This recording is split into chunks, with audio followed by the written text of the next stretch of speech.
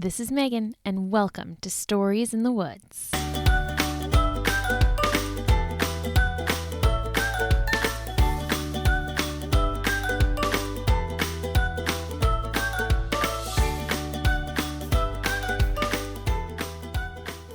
Today's forest fact comes from Joe.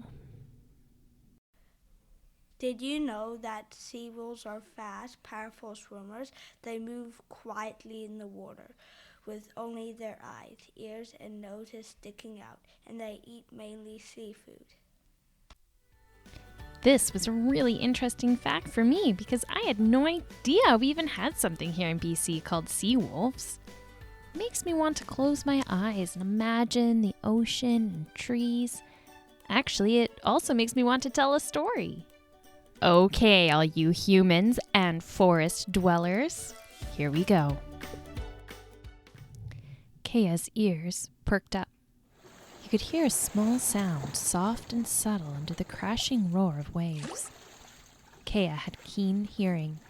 He was a young wolf, part of a small pack that lived between the salty seashore lines and the lush Great Bear rainforest. The morning had started in heavy fog, which had rolled in from the ocean and settled itself in a rather cozy way, softly falling on the ferns like a blanket and gently curling itself around the thick fir trunks. Kay and his pack had slept in later than usual, reluctant to leave the warm pile of limbs and soft rise and fall of breathing to start their hunt for breakfast. Kaya was one of the smallest and dozed with his nose tucked into his mother's stomach. It was then that Kaya heard the small sound. It finally pulled him from the drowsy state of warm slumber and pushed him into high alert. What was making that sound? Something to threaten his pack or breakfast for all to share? Kaya wiggled out from beside his mother and softly crept into the fog. He was still learning to hunt from his mother and some of the older pups in the group. They would sneak up on each other and tackle one another to the ground. Kaya listened again. There was definitely a quiet splash in the water. An animal swimming, he thought. Probably a salmon, or, Kaya licked his lips, maybe they would be really lucky and it was a seal. He caught movement out of the corner of his eye. His mother silently crept up next to him and nudged his forehead gently with her nose. "You heard it too, Mama?" Kaya whispered. His mother nodded. "Shh, little one," she admonished. Kaya could feel his cheeks warm beneath his fur. He had forgotten the first rule of hunting. Silent, like the wet snow that covered the rocky beaches in the winter. His mom tread into the lapping waves and he followed behind her, careful to keep her shape paddling in the water close. Kay was still practicing his swimming and found her presence nearby reassuring.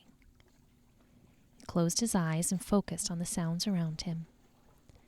A seagull in the distance, the soft blip blip of their paws paddling, and there, the splash again. It was coming right next to Kaya.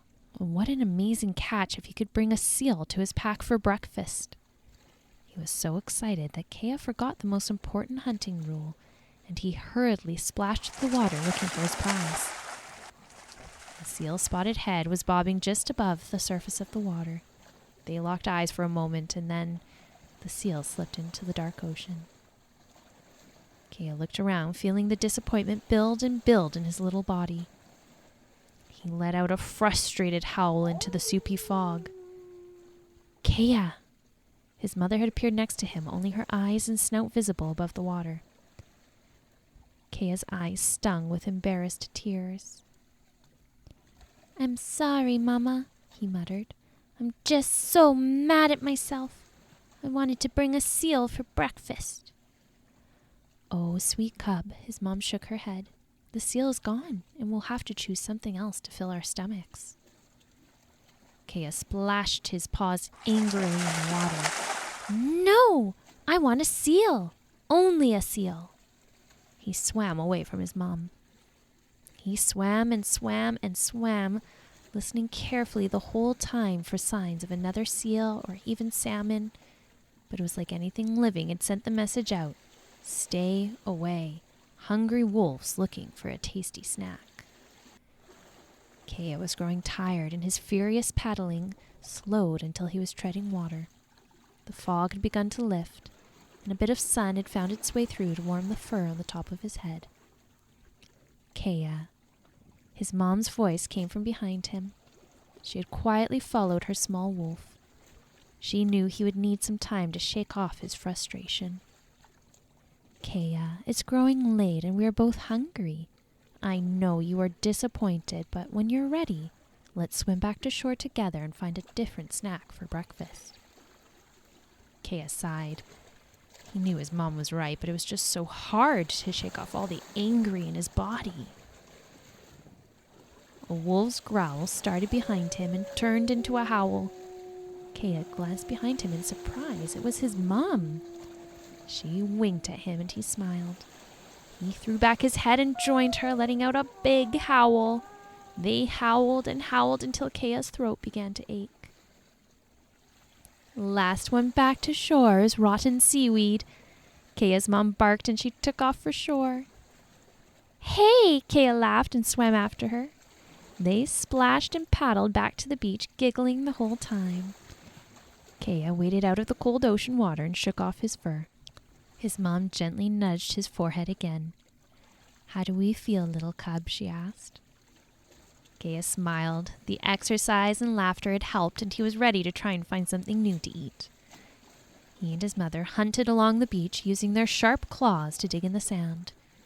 Soon they had a pile of shiny black mussels, ready to be cracked open and devoured by the pack.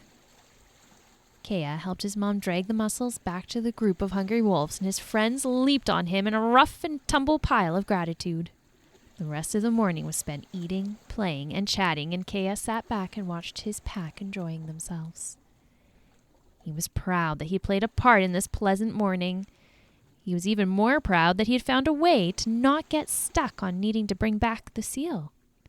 It had been tough, and he was still disappointed not to have a more satisfying breakfast, but for today it was enough. Come on, Kea, called one of his pup friends, and he ran after them, his heart and stomach full, ready to take on the day.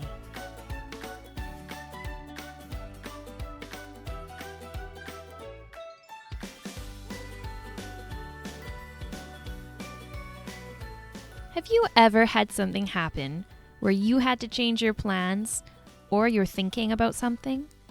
It can be really hard. In our house, we call it having a sticky brain because it just gets so stuck it feels impossible to get it out of our brain and switch to something else. But here's a little secret. You can train your brain to be more flexible. Here, let's play a game that helps us with building a more flexible brain.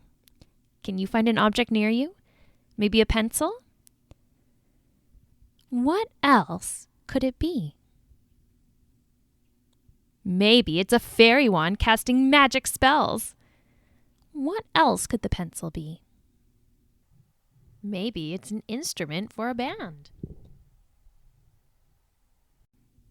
You can play this game with any everyday object and try and think of as many different ideas of what else could it be. Stories in the Woods are original stories by me, Megan Schmitz. Thank you to Joe for today's forest fact. If you would like to send me an interesting fact about a forest plant or animal, please email me at storiesinthewoodspodcast@gmail.com. That's storiesinthewoodspodcast@gmail.com. You can find me at Littles in the Woods on Instagram or Facebook for nature play and tips for getting little explorers outside as well. Thanks for joining me. I can't wait to meet again for another story in the woods.